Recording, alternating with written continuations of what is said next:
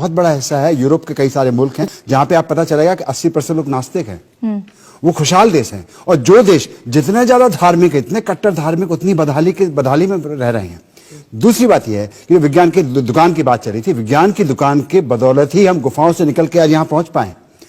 धार्मिक दुकान है तो इंसानों को बर्बाद करके रख दिया पूरी दुनिया में। एक ईश्वर की आप बात करते हैं, वो ईश्वर कैसा ईश्वर है? ये थानेदार की तरह है। उसके हम हाथ जोड़े, गिड़गिड़ाए, रोज उसकी तारीफ करें, 4 दिन नहीं तारीफ करें तो नाराज हो जाएगा, हमारा सत्यानाश कर देगा। ऐसा कैसा ईश्वर है ये कि जिसको रिश्वत चाहिए, जिसको हमारा भला करने की रिश्वत चाहिए, प्रसाद चढ़ाना है, पूजा करनी, अपने बाल कटवा देने, किसी को अपने हाथ कटवा देने, किसी को खतना करवा लेना, कैसा ईश्वर है ये उसको खुश करने के लिए? तो ये जो बेचारे मिट्टी के जिनको हमने बनाया, क्या कहते हैं, मिट्टी से बनाया है इनको। और ये मिट्टी से बनाया, एक बनाया था उसने, कहते हैं कि एक शैतान को बनाया था जिसको आग से बनाया था, उसने सारी दुनिया, कहते हैं कि सारी दुनिया को बिगाड़ दिया।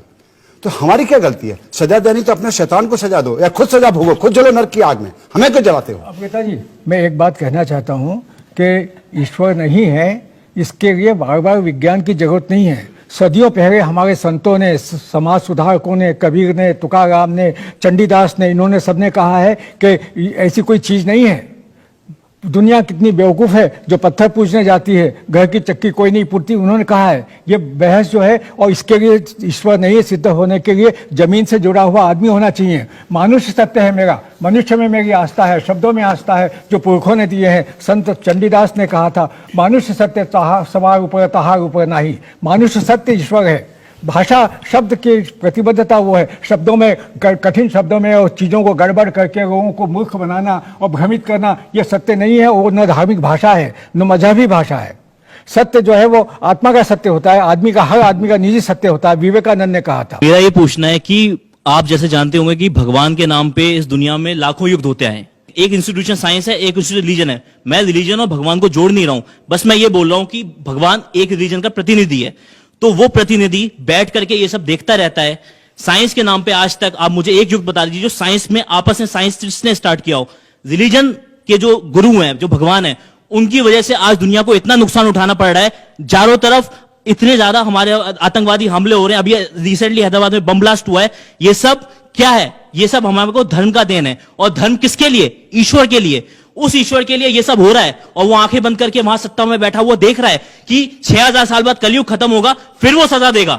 और आज यहां लोग मर रहे हैं, उनको बचाने कौन आएगा? कि अगर हम बायस्ड स्टडी करना चाहें, आंखें बंद करके करना चाहें, तो फिर हमें धर्म के अंदर कुछ भी बुरा दिखाई नहीं देगा, जैसे ज्यादातर लाखों करोड़ों लोगों को नहीं दिखाई देता है। लेकिन हर धर्म के अंदर नफरत, घृणा उतनी ही मौजूद है, वरना मैं अपना धर्म मानूंगा ही नहीं। मैं अपने धर्म को बेहतर समझता हूं दूसरे से, तभी मैं अपना धर्म मानता हूं। दूसरी बात यह है कि धर्म के अंदर हमेशा का सच मौजूद होता है, जो सड़ा गला बदबूदार हो जाता है टाइम के पास होने की वजह से। आप बात कर रहे हैं बेहद पुरानी किताबों की। आप जहर खाना चाहते हैं तो क्या फर्क पड़ता है कि आप किस धर्म का जहर खाना चाहते हैं। दुनिया का विकास हो रहा था और दुनिया में सब जगह एक साथ हो रहा था। तब जो बहुत से अनुत्तरित प्रश्न थे, उनको, मनुष्यों को उसका उत्तर नहीं मिल रहा था कि ये क्यों हो रहा है, बारिश क्यों हो रही है, बिजली क्यों कड़क रही है, तूफान क्यों आ रहा है। तो उन्होंने सोचा कि ये निश्चित रूप से कोई अदृश्य सत्ता का कमाल है, और उन्होंने एक अदृश्य सत्ता को मानना शुरू कर दिया। फिर अलग अलग जगहों पर लोगों ने नियम बनाने शुरू किए, समाज को बांधने के लिए अलग अलग धर्मों का शुरू हुआ। परंतु सत्य बात यही है कि ईश्वर जो है वो आस्था और विश्वास का विषय है, उसको आप खोजने नहीं जाइए। जो बात ये हो रही थी कि धर्म की दुकान और विज्ञान की दुकान, कभी विज्ञान आपसे आकर ये नहीं कहेगा कि मुझको मानो, वो तो आपको मानना ही पड़ेगा। उसके अलावा आपके पास और कोई चारा ही नहीं है। तो जो ईश्वर की बात है वो विश्वास और आस्था की है, तर्क की नहीं है। मैं हाथ जोड़ करके सभी आस्तिकों से और धर्म वालों से, ईश्वर वालों से कहना चाहता हूं, कृपया तर्क मत करिए, बुद्धि मत लगाइए।